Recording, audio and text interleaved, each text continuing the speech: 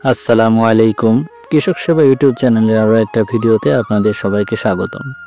দেশ এবং বিদেশ থেকে যে যেখান থেকে আমার এই ভিডিও দেখছেন সকলকে প্রীতি এবং শুভেচ্ছা জানিয়ে শুরু করছি আজকের ভিডিও। আজকে আমার এই ভিডিও ধান চাষে আপনারা পটাশ সার কীভাবে ব্যবহার করবেন এ সম্পর্কে আলোচনা করব। ধান চাষে শুধু ইউরিয়া বা ডিএপি নয়, পটাশও সমান জরুরি। কিন্তু এই পটাশ সার আসলে কি কাজ করে, এর অভাবে ধান গাছে কি সমস্যা হয় আর কখন এটা ব্যবহার করলে ভালো ফলন বাড়বে, চলুন জেনে নেই এই পটাশ সারের ব্যবহার সম্পর্কে। বিস্তারিত জানার আগে আমি আপনাদেরকে রিকোয়েস্ট করব আমার চ্যানেলটা সাবস্ক্রাইব করে চ্যানেলের পাশে থাকবেন। পটাশ বা পটাশিয়াম হলো ধান গাছের জন্য এক ধরনের প্রধান পুষ্টি উপাদান। ধান গাছের জন্য এর প্রধান কাজগুলো হলো ধান গাছের শিকড় মজবুত করা। এই পটাশ সার যখন আপনি ব্যবহার করবেন তখন ধান গাছের শিকড় মজবুত হবে, ধান গাছের শিকড় অধিক গজাবে। আর ধান গাছের শিকড়ের পরিমাণ যদি বেশি হয় তাহলে মাটির গভীর থেকে পানি ও পুষ্টি টেনে আনার ক্ষমতা বেড়ে যাবে ধান গাছের। সেক্ষেত্রে আপনারা অবশ্যই পটাশ সারের গুরুত্বটা বেশি দেবেন যদি আপনারা ধানের ফলন বেশি পেতে চান। পাতার সবুজ ভাব ও খাদ্য তৈরির ক্ষমতা বৃদ্ধি পায়। পটাশ পাতা থেকে শর্করা তৈরি করে শীষে পাঠাতে সাহায্য করে। এ কারণে পাতার সবুজ ভাব ও খাদ্য তৈরির ক্ষমতা বৃদ্ধি পায় এবং ফলন অনেকাংশে বেড়ে যায়। গাছের রোগ পোকার প্রতিরোধ ক্ষমতা বৃদ্ধি করে। পটাশের পর্যাপ্ত উপস্থিতি ধান গাছের কোষ প্রাচীর শক্ত করে দেয়, ফলে পোকা সহজে আক্রমণ করতে পারে না। এ পটাশ সার যখন আপনি মাটিতে ব্যবহার করবেন তখন আপনাদের ধানের জমিতে বিভিন্ন পোকামাকড়ের যে আক্রমণ সেটা প্রতিরোধ করতে পারবে এই পটাশ সার। এই পটাশ সার ব্যবহার করার কারণে আপনাদের ধানের শীষ ও দানার গুণগত মান উন্নত হবে।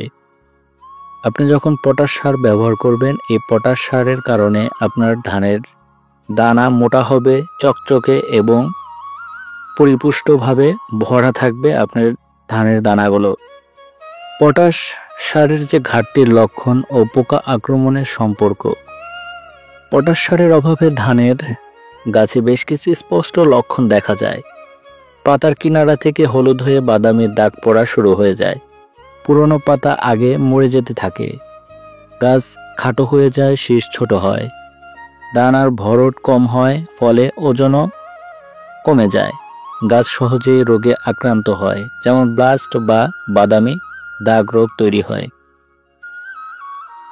আপনার জমির ধান গাছ যদি এই সমস্ত লক্ষণগুলো দেখতে পান তাহলে অবশ্যই বুঝতে পারবেন যে আপনার জমিতে পটাশ সারের অভাবে ধান গাছের এই অবস্থা।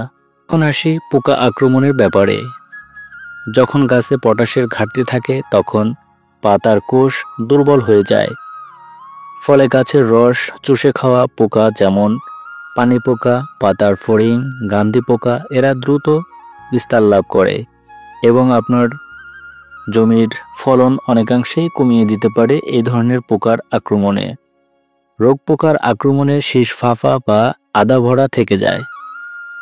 বুঝতেই পারছেন, আপনার শীষ যখন ফাঁপা থাকবে, আধা ভরা থাকবে, তখন কিন্তু আপনার ধানের ফলন কমে যাবে এবং চিটার পরিমাণ বেড়ে গিয়ে ধানের ফলন কমে যাবে।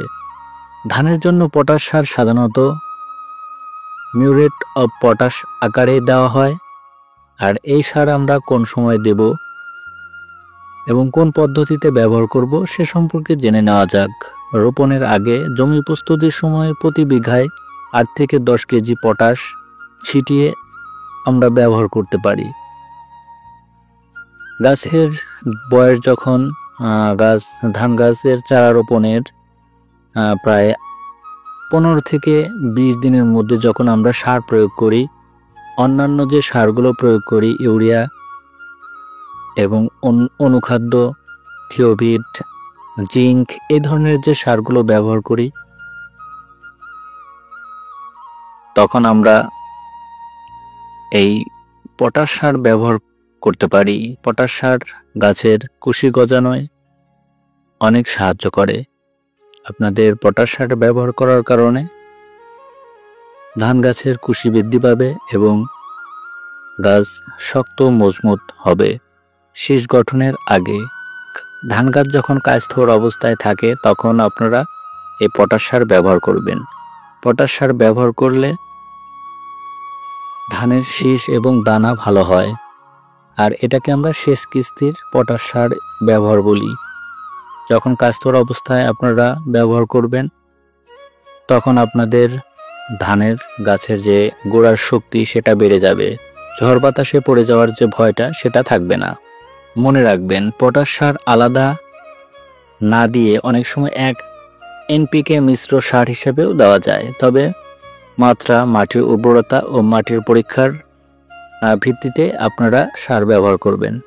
তো কৃষক ভাইরা বুঝতেই পারছেন, ধানের জন্য পটাশ শুধু একটা বাড়তি সার নয়, এটা ফলন ও রোগ প্রতিরোধের মূল চাবিকাঠি। সঠিক সময়ে সঠিক মাত্রায় দিলে ধান হবে স্বাস্থ্যবান, শীষ হবে ভরা, আর আপনার ফলন হবে দ্বিগুণেরও বেশি। চলুন পটাশ সারের সঠিক ব্যবহার করে ধানের হাসি ফিরিয়ে আনি। ভিডিওটা যদি আপনাদের উপকারে এসে থাকে তাহলে অবশ্যই আমার এই ভিডিওতে একটা লাইক, ভিডিওটা শেয়ার করবেন আর চ্যানেলটা সাবস্ক্রাইব করে আমার পাশে থাকবেন। আজকে এ পর্যন্তই। আসসালামু আলাইকুম।